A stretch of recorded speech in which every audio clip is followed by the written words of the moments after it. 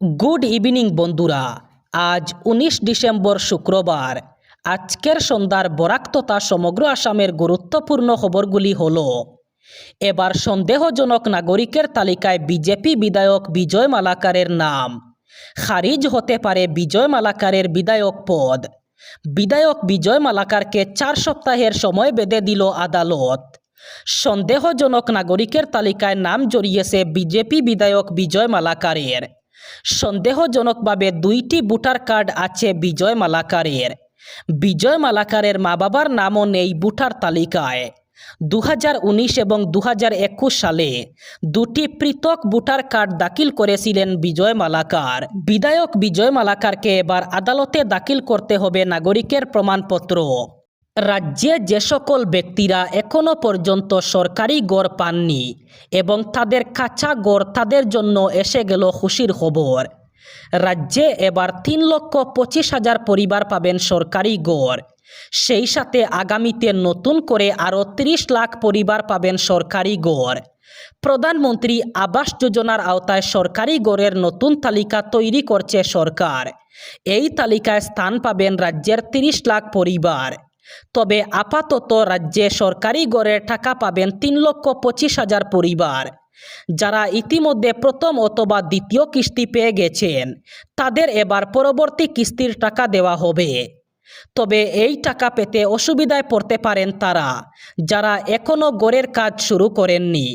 প্রথম কিস্তি পাওয়ার পর গড়ের ফাউন্ডেশন কাজ শুরু করতে হবে। এরপর সেই কাজ দেখাতে হবে। এই কাজ দেখানোর পর দ্বিতীয় কিস্তি আসবে। দ্বিতীয় কিস্তি আসার পর গড়ের কাজ ৮০% সম্পূর্ণ করতে হবে এবং তারপরই তৃতীয় কিস্তি আসবে। শনিবার ২ দিনের অসম সফরে আসছেন ভারতের প্রধানমন্ত্রী নরেন্দ্র মোদী। আর এই সফরের জন্যই এবার গৌহাটিতে আগামী ২ দিন অর্থাৎ ২০ এবং ২১ ডিসেম্বর ফেরি পরিষেবা বন্ধ ঘোষণা করেছে গৌহাটি। গৌহাটি প্রশাসন জানিয়েছে, আগামী ২ দিন অর্থাৎ ২০ এবং ২১ ডিসেম্বর প্রধানমন্ত্রী নরেন্দ্র মোদীর এই সফর নির্বিঘ্নে চলাচল করার জন্য আগামী ২ দিন গৌহাটি মহানগরে ফেরি সেবা বন্ধ থাকবে। এক জঘন্য ঘটনা। যে পুত্রকে মানুষ করতে বাবা মা সারা জীবনের পুঁজি ঢেলে দিয়েছিলেন, সেই পুত্রের হাতেই শেষ পর্যন্ত প্রাণ দিতে হলো তাদের। নিছক কোনো সাধারণ খুন নয়, নৃশংসতার সব সীমা ছাড়িয়ে মা বাবাকে কুপিয়ে টুকরো টুকরো করে বস্তায় ভরে নদীতে ভাসিয়ে দেওয়ার অভিযোগ উঠল ছেলে অম্বেশ্বরের বিরুদ্ধে। ৫ দিনের রুদ্ধশ্বাস তল্লাশির পর অবশেষে এই হারহিম করা ঘটনার রহস্য ভেদ করল পুলিশ। ঘটনাটি ঘটেছে উত্তরপ্রদেশের জৈনপুরের আহমেদপুর গ্রামে। তদন্তে উঠে এসেছে, এই মর্মান্তিক পরিণতির মূলে ছিল দীর্ঘদিনের পারিবারিক অশান্তি। কোভিড অতিমারির সময় কলকাতায় এক মুসলিম তরুণীকে বিয়ে করেন অম্বেশ। ভিনধর্মী এই বিয়ে মেনে নিতে পারেননি তার পরিবার। শুরু হয় টানাপোড়েন। অন্যদিকে স্ত্রীর খরপোশ মেটাতে গিয়ে বাবা মায়ের উপর টাকার জন্য চাপ দিতে শুরু করেন অম্বেশ। জমি জমা ও টাকা নিয়ে বিবাদ চরমে পৌঁছালে ৩ মাস আগে কলকাতা থেকে একা ফিরে আহমেদপুরে থাকতে শুরু করেন তিনি। কিন্তু তাতে অশান্তি কমেনি। পুলিশি জেরা এবং অপরাধস্থল পুনর্নির্মাণে যা উঠে এসেছে তা যে কোনো ক্রাইম থ্রিলারকেও হার মানাবে। গত ৮ ডিসেম্বর রাতে বচসা চলাকালীন লোহার রড দিয়ে মা ববিতার মাথায় আঘাত করেন অম্বেশ। দ্বিতীয় খুন হলো, মা মাটিতে লুটিয়ে পড়লে বাবা শ্যামবাহাদুর চিৎকার করার চেষ্টা করেন। অম্বেশ তাকেও বেধড়ক মারধর করে দড়ি দিয়ে গলা টিপে খুন করেন। দেহ লুপাট করতে বাড়ির নিচে চলতে থাকা নির্মাণ কাজের করাত দিয়ে মা বাবার দেহ ৩টি করে খণ্ডে বিভক্ত করেন তিনি। মোট ৬টি সিমেন্টের বস্তায় সেই দেহাংশগুলি ভরা হয়। খুনের পর নিজের গাড়িতে বস্তাগুলো বোঝাই করেন অম্বেশ। এরপর গোমতী নদীতে দেহাংশ ফেলে দিলেও মায়ের একটি অঙ্গ বেগে না দৌড়ায়। বারাণসী যাওয়ার পথে সেই সই নদীতে ফেলে দেন তিনি। নিহত দম্পতির মেয়ে বন্দনা গত 13 ডিসেম্বর বাবা মা এবং ভাইয়ের খোঁজ না পেয়ে থানায় নিখোঁজ ডায়েরি করেন। তদন্তে নেমে পুলিশ অম্বেশের গতিবিধিতে সন্দেহ প্রকাশ করে। জিজ্ঞাসাবাদের সময় বারবার বয়ান বদল করলেও পুলিশের ম্যারাথন জেরার মুখে শেষমেশ ভেঙে পড়ে অম্বেশ। স্বীকার করে নিজের অপরাধের কথা। এবার বদলি হলেন কাছাড়ের ডিডিসি নরসিং বে। তাকে বদলি করা হয়েছে হাইলাকান্দিতে। তার স্থলে যোরহাট থেকে কাছাড়ে বদলি করা হয়েছে রাজীব রায়কে। বদলি হয়েছেন কাছাড় জেলা পরিষদের সিও প্রণব কুমার বরাও। তাকে বদলি করা হয়েছে গোয়ালপাড়ায়। তার স্থানে দিশপুর সচিবালয় থেকে এসেছেন ডি সুচিয়াং।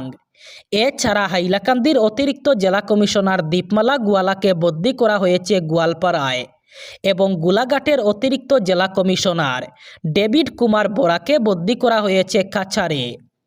একইভাবে উদালগুড়ির অতিরিক্ত জেলা কমিশনার মনোজিতি কুটুমকে কাছাড়ে এবং ওয়েস্ট কার্বি আংলং থেকে অতিরিক্ত জেলা কমিশনার মনসুর আহমেদ মজুমদারকে বদলি করা হয়েছে হাইলাকান্দিতে।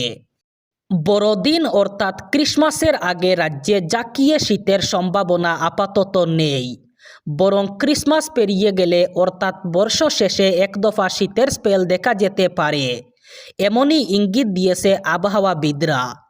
ওই সময়ে পারদ বেশ কিছুটা নামতে পারে, তবে তার আগে আগামী 5 থেকে 7 দিন তাপমাত্রায় বড়সড় কোনো পরিবর্তনের সম্ভাবনা নেই। এই মুহূর্তে রাজ্যে সর্বনিম্ন তাপমাত্রা ঘোরাফেরা করছে 13 থেকে 15 ডিগ্রি সেলসিয়াসের মধ্যে। দিনভেদে খুব বেশি তারতম্য না হলেও তাপমাত্রা সামান্য বাড়তে পারে। আগামী কয়েকদিনে 1 থেকে 2 ডিগ্রি সেলসিয়াসের মধ্যেই উঠানামা করবে পারদ। তার জেরে সকাল সন্ধ্যায় শীতের আমেজ কিছুটা কমবে, আর দিনের বেলায় শীতের অনুভূতি অনেকটাই হালকা হবে। দেশে প্লাস্টিকের ব্যবহার লাগাম ছাড়া। জলের বোতল থেকে খাবারের প্যাকেট কোথাও মানা হয় না বিশ্ব স্বাস্থ্য সংস্থা অর্থাৎ হুর স্বাস্থ্যবিধি। এর ফলে ক্যান্সারের মতো মারণ রোগ হতে পারে। এই মর্মে একটি জনস্বার্থ মামলা হয়েছিল সুপ্রিম কোর্টে। সব ধরনের প্লাস্টিক প্যাকেজিংয়ে হুর বিধি মানার আবেদন জানানো হয় পিআইএলে। যদিও এই পিটিশন খারিজ করে দিল সুপ্রিম কোর্ট। উল্টো বিচারপতিরা মন্তব্য করলেন, এই সবই হলো ধনীদের শহুরে আতঙ্ক। প্যাকেট নমনীয় করার জন্য প্লাস্টিকে অ্যান্টিমনি এবং বিআইএইচপি রাসায়নিক ব্যবহার করা হয়। জনস্বার্থ মামলা আবেদন করে বলা হয়েছে, বিশেষজ্ঞদের মত হলো এই রাসায়নিক থেকে ক্যান্সার হতে পারে, অথচ বোতল অথবা প্যাকেটের উপকরণে তা সামান্য পরিমাণে রাখার বিষয়ে আপত্তি করেনি কেন্দ্রীয় সংস্থা এফএসএসএআই। জনস্বার্থ মামলাটি উঠেছিল বিচারপতি সূর্যকান্তের বেঞ্চে। তিনি আবেদনকারীকে বাস্তব পরিস্থিতির সঙ্গে পরিচিত হতে বলেন, পরামর্শ দেন আসল দেশটাকে জানুন। এই দেশে বহু জায়গায় মানুষ জল পান না। মনে করিয়ে দেন দক্ষিণ আফ্রিকা থেকে ভারতে আসার পর গান্ধী দেশের গরিব এলাকা ঘুরে দেখেন। সূর্যকান্তের বক্তব্য, আবেদনকারীরও সেই সব জায়গায় যাওয়া উচিত। দেশের যেসব প্রান্তে জলের অভাব রয়েছে, এর ফলে তারা পরিস্থিতি সম্পর্কে অবগত হবেন। ডিসেম্বরের শীতে বুটের ময়দান গরম করতে রাজ্যে আসছেন বিজেপির 2 শীর্ষ নেতা। শনিবার 2 দিনের সফরে আসছেন প্রধানমন্ত্রী নরেন্দ্র মোদী। এরপর আগামী 29 ডিসেম্বর আসছেন কেন্দ্রীয় স্বরাষ্ট্রমন্ত্রী অমিত শাহ। এর মধ্যে আবার বুটের রণকৌশল চূড়ান্ত করতে আসছেন বিএল সন্তোষ, বৈজয়ন্ত জে পান্ডার মতো দলের সাংগঠনিক নেতারা। প্রদেশ বিজেপির কর্মকর্তাদের সঙ্গে বৈঠকে যোগ দেবেন তারা। তাই ডিসেম্বর শেষেই বুটের ময়দানে ঝাঁপিয়ে পড়ছে বিজেপি। জানুয়ারির গোড়া থেকে দৈনন্দিন কর্মসূচিও হাতে নেওয়া হয়েছে। কিন্তু নির্বাচনমুখী এই বিশাল কর্মতৎপরতা সত্ত্বেও 100 আসনে জয়ের দাবি অবশ্য করতে পারছেন না মুখ্যমন্ত্রী। প্রধানমন্ত্রী ও স্বরাষ্ট্রমন্ত্রীর সফরের প্রস্তুতি নিয়ে প্রদেশ বিজেপির এক বৈঠকের পর মুখ্যমন্ত্রী বলেন, 100 আসনে জয়ের কথা আমরা বলছি না, 60, 70, 80। জনগণ যত আসন দেবে আমাদের তাতে সন্তুষ্ট। জনগণ ঠিক করবেন বিজেপিকে কত আসন দেবেন। মুখ্যমন্ত্রীর দাবি, এটা হলফ করে বলছি, বিজেপির সরকার হবে রাজ্যে, বিজেপির নেতৃত্বে সরকার হবে এনডিএর। তাছাড়া 50% উপর ভোট পাওয়ার টার্গেটও সামনে রেখেছে বিজেপি। এবার শেষ খবর, শ্রীভূমি সীমান্ত দিয়ে 7 জন রোহিঙ্গাকে বাংলাদেশে পুশব্যাক করা হয়েছে। এই 7 জনের মধ্যে রয়েছেন 3 শিশু, 3 নারী এবং 1 জন যুবক। কাছাড় পুলিশ তাদের শ্রীভূমি সীমান্ত নিয়ে গিয়ে পুশব্যাকের ব্যবস্থা করে। এই পুশব্যাকের বিষয়টি মুখ্যমন্ত্রী হিমন্ত বিশ্ব শর্মা টুইট করে জানিয়েছেন। তবে ওই 7 জন বাংলাদেশি না রোহিঙ্গা সে বিষয়ে তিনি স্পষ্ট করে কিছু উল্লেখ করেননি। বিশেষ সূত্রে জানা গেছে, গত 13 ডিসেম্বর কাছাড় জেলার হিলারা রেল স্টেশন থেকে এই 7 জনকে আটক করা হয়েছে। তারা বেশ কয়েকদিন আগে বাংলাদেশ থেকে অবৈধভাবে ভারতে অনুপ্রবেশ করে হায়দ্রাবাদে চলে গিয়েছিল।